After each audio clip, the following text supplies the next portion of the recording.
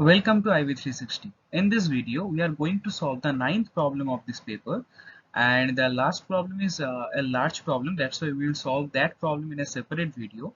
So let's start.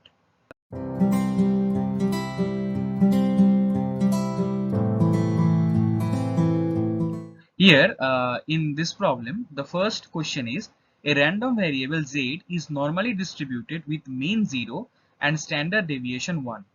It is known that p z less than minus 1.6 is equals to a.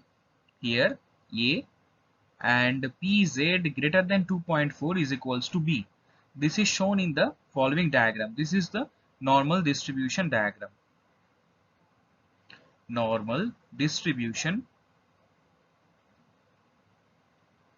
diagram.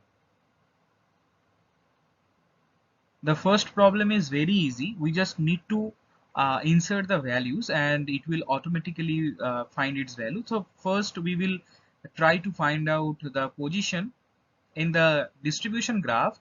From the highest position we can take one normal, and that is equals to our mean. So here mean is equals to 0. No problem for that.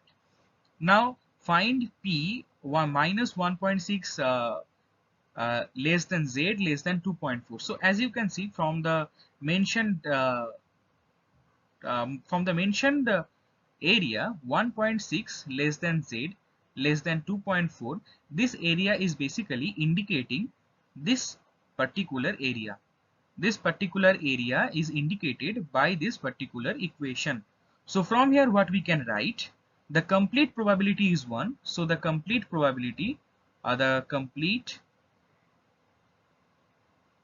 p is equals to 1, and in the diagram itself you can see that the area less than 1.6 is a and the area less than greater than 2.4 is b. So what we can from here what we can conclude that the middle area will be 1 minus a plus b, because these are the two side areas that we need to deduct. So the complete area will be 1, complete probability will be 1 minus a plus b. So ultimately the answer is, so p minus 1.6 less than z less than 2.4 is equals to 1 minus a plus b. So basically we are getting it a 1 minus a minus b, and the result will be in terms of a and b, because in the question itself we got the values in terms of a and b. So we will not be getting any values from here. So just you need to put the values as a and b. Now the second question we will do. Given that z greater than minus 1.6, this is given, find the probability that z less than 2.4. Write your answer in terms of a and b. So the probability of z greater than minus 1.6 is given, and here we need to use the conditional probability. The conditional probability says, the conditional probability, it is very easy. The conditional probability we need to find out. So the rule for conditional probability is P of A intersection B is equals to P of A and P of A given P of B given A. So P of B given A, here it is the condition. So from here we can easily put the conditional probability here, that is P of Z less than 2.4 given Z greater than minus 1.6 is equals to P of, here and the above it will be minus 1.6 less than Z less than 2.4 divided by this part P of A, that is P of Z greater than minus 1.6. Now this is very easy. If Z is greater than minus 1.6, the complete area here, see here, the complete area P of Z greater than minus 1.6. So ultimately the complete area is 1, and Z greater than and the area for less than minus 1.6 is A. So ultimately this will be 1 minus A. So in the denominator we are having 1 minus a. This we have found out. And the upper part, For the upper part, the area will be the middle section that we have already calculated in the previous question. We will just put that value here. So if we put the value here, already we have calculated that P of minus 1.6 less than Z less than 2.4 is equals to, already we have calculated 1 minus A minus B, because 1 minus the deduction of the two side areas. So it will be 1 minus A minus B. So in this way, this problem is also done. This was also a very easy problem. Just you need to apply the conditional probability rule. So ultimately, P of Z less than 2.4 given Z greater than minus 1.6 is equals to 1 minus A minus B divided by 1 minus A. So this problem is also done.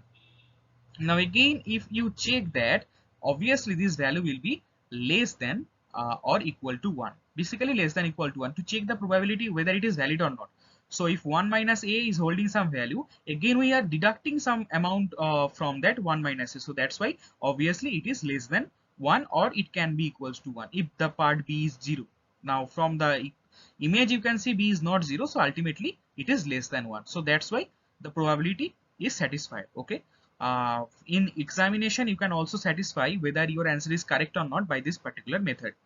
So we will now move towards the third question. A second random variable x is normally distributed with mean m and standard deviation s. So here we have another normal distribution, and this value is m, this value is m, and what we need to find out, standard deviation is s. It is known that P of x less than 1 is equals to A. So here somewhere we have 1, that is P of x equals to 1. So here it is 1, and this area, the less than 1 area, this area is A.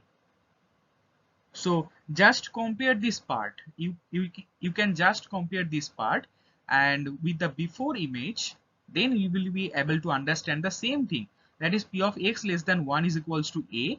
So that the two areas are distributed equally, so that we can write here that is Z, that the standardized value is equals to minus 1.6. The standardized value is equals to minus 1.6.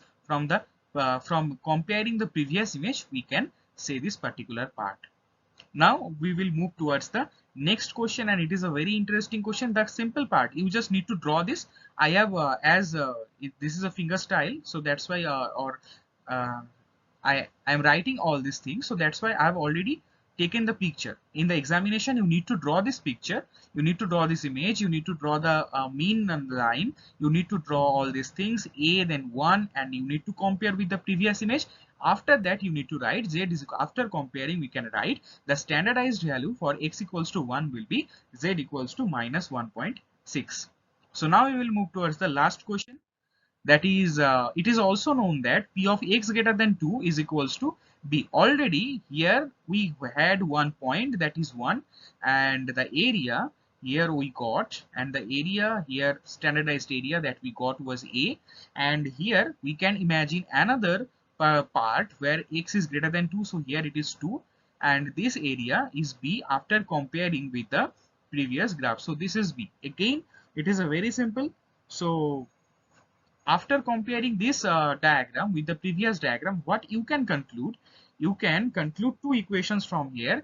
From this particular equation, x minus mu divided by sigma, you can use this equation, and after using this equation, we know that the mean is m and standard deviation SD is equals to S. So just put the values here and the Z values here. So the for the first equation is minus 1.6 is equals to 1 minus m by S. This is the first equation, and the second equation is that is 2.4 is equals to 2 minus m divided by S. This is the second equation. So we will compare the equations in terms of S. So S equals to 1 minus m divided by minus 1.6. Here S equals to 2 minus m divided by 2.4. So after comparing S, we are getting 1 minus m divided by minus 1.6 is equals to 2 minus m divided by 2.4. So we are getting 2.4 into 1 minus m is equals to 2 minus m into minus 1.6. So after equating all these things, you will get 5.6 is equals to 4m, or m is equals to 1.4. So after getting the value of m, you can put in any of this equation and you will be able to find out the value of s. So we will find out the value of s from this equation. So s is equals to 2 minus 1.4 divided by 2.4. So it is 0.6 divided by 2.4. So s is getting to be 1 by 4. So equals to 0.25. So we have found out the value of s. So in this way this problem is done. This was also a very easy problem from the probability normal distribution. So thank you for watching IB360. In next video we will discuss the last problem. Thank you.